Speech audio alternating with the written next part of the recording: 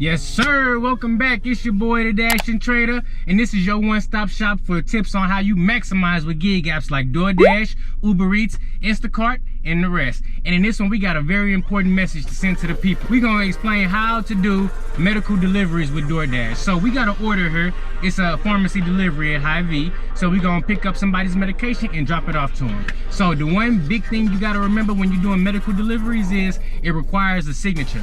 So similar to the alcohol deliveries where you have to verify the identification, but you have to get a signature verification when completing a pharmacy orders. So it should be interesting, and hope you guys learned something from this one. Let's get it done.